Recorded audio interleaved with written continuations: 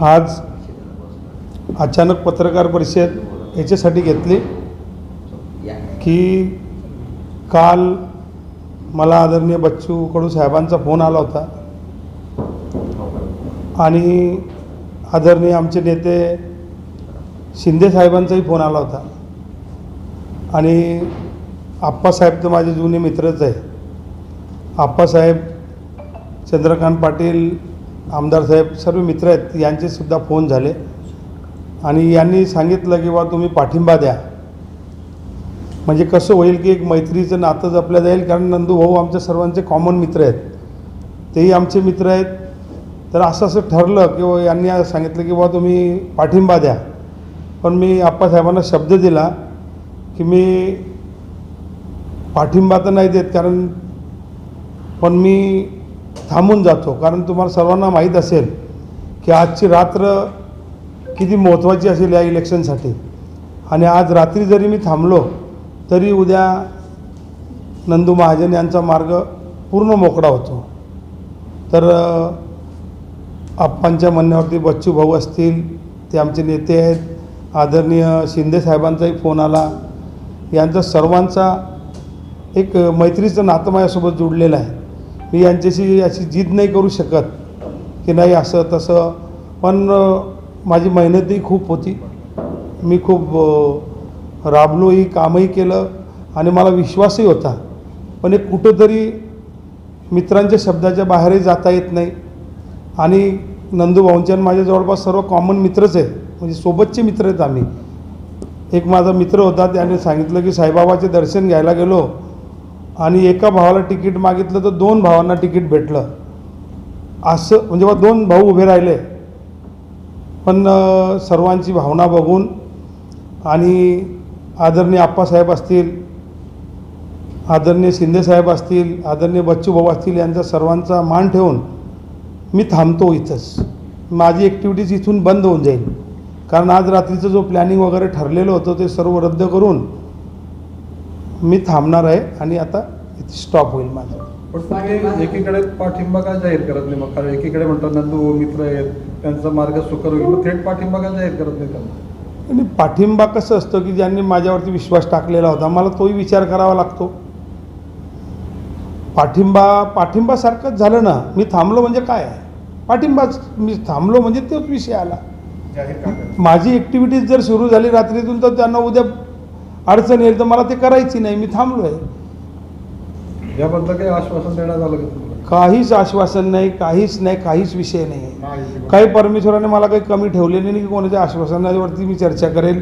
या कोणतीच कंडिशन ठेवून आम्ही राजकारणात करत नाही. कंडिशन हा आशीर्वाद शिंदेसाहेब जे देतील पुढच्या फ्युचरमध्ये जीवनात जो त्यांचा आशीर्वाद राहील तेच आमच्यासाठी पुढचे सगळा विषय राहील.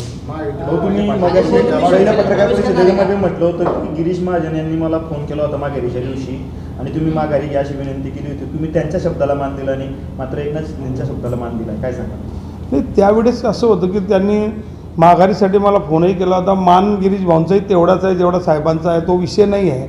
मैत्री असते. मी अगोदरच बोललो होतो की गिरीश भाऊंशी संबंध तर सर्वांचीच असतात ना. पार्टी जेव्हा आपण आता 30-35 वर्ष झाले आम्ही राजकारणात आहे, तर मैत्रीचे संबंध सर्वांसोबत आहे. गिरीश भाऊंसोबतही आहे. आता शिंदे साहेबांचा आशीर्वादाची मला गरज आहे, कारण मी प्रवेश करणारच होतो. आप्पासाहेबांना माहिती आहे प्रवेश माझा 21 तारखेला होताच. मग आता शिंदे साहेबांचा फोन आल्यानंतर काय विषय उडतो आमचा? आज त्यांचा आशीर्वाद भेटल्यानंतर त्यांचा आशीर्वाद म्हणजे सर्व काही आमच्यासाठी. प्रवेश तर शिंदेसाहेब जेव्हा आप्पासाहेब ठरवतील तेव्हा प्रवेश होईल. ठाकरे गटाकडून शरद तायडेंना उमेदवारी देण्यात आली, पण राजकीय जाणकारांचा असा अंदाज होता की ही लढाई नंदकिशोर महाजन वर्सेस अनिल चौधरी अशीच होईल, कारण ट्विस्ट आलेला होता मोठा. आणि आता एक दिवस मतदानाला उरलेला असताना एवढा मोठा जर ट्विस्ट या निवडणुकीमध्ये तर कुठंतरी तुमच्यावर दबाव होता का? नाही, दबावाचा तर विषयच नाही आहे. मैत्रीचा विषय असतो. मैत्रीमध्ये दबाव वगैरे असं काही नसतो. जेव्हा मित्र 4 असतात आणि या जे माझे मित्र आहेत यांनी सर्वांनी मैत्रीचा आजची वेळ नंदू भाऊंच्या पारड्यामध्ये टाकली आणि त्यांनी सांगितलं की यावेळेस आपण नंदू भाऊला मदत करू. आणि पुढच्या वेळेसही जर का वेळ आली तर तुम्हाला वेळ आहे अजून, ह्या वेळेस नंदूभाऊंसाठी तुम्ही थांबून जा. आणि मी थांबलो. पण ज्यावेळेस तुम्ही उमेदवारी दाखल केली होती तुमच्या वक्तव्याची देखील चर्चा होती की भुसावळचे चौधरी बंधू जे ते लढावे, एकदा पुढे पाऊल टाकल्यानंतर मागे घेत नाही आणि परत हा ट्विस्ट आलेला नाही, लढाऊ आहेच ना, लढतोच आहे ना आम्ही. 35-40 वर्षापासून संघर्ष करतो आहे आम्ही. जेल काय भोगलं, आम्हाला त्रास काय झाला, सर्व बघितलं आम्ही या 35-40 वर्षात. पण कुठं कुठं विषय असा असतो की कुठं थांबावं लागतं, आता कुठं तह करावं लागतं असं असतं. ते तसा प्रकार आहे की आम्ही थांबलो आहे. आणि मी या तळाची दुसरी बाजू काय आहे ती जरा खोलून सांगा ना. काय नाही, शिंदे साहेबांचा आशीर्वाद आहे. दुसरी बाजू कशा पद्धतीचा मोठ्यांचा आशीर्वाद काही पद्धत थोडी असते. त्याच्या डोक्यावर हात ठेवला म्हणजे झालं आमचं. शिंदे साहेबांनी मागच्या काळात गिरीश भाऊंनी देखील हात ठेवला होता, मात्र उमेदवारी देखील नाकारली होती. मात्र यावेळेस काही आश्वासनं दिली का? गिरीश भाऊने हात ठेवलाच नाही माझ्या डोक्यावरती. गिरीश भाऊंनी नुसतं असं दाखवला की अरे काळजी नको करू बस, पण हात ठेवलेला नाही. हीच वेळ होती गिरीश भाऊंना दाखवून देण्याची. नाही, गिरीश भाऊला मी दाखवून देऊ शकत नाही, ते माझे मोठे भाऊ आहेत.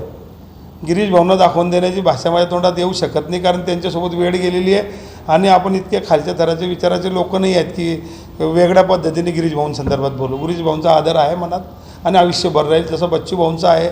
आणि शिंदे साहेबांचा तर विषयच नाही आता त्यांचा आशीर्वाद भेटल्यानंतर. एकीकडे म्हणतात मोठे भाऊ आहे, दुसरीकडे म्हणतात त्यांनी आशीर्वाद दिलाच नाही मला. आता दिला नाही तो त्यांचा विषय आहे ना.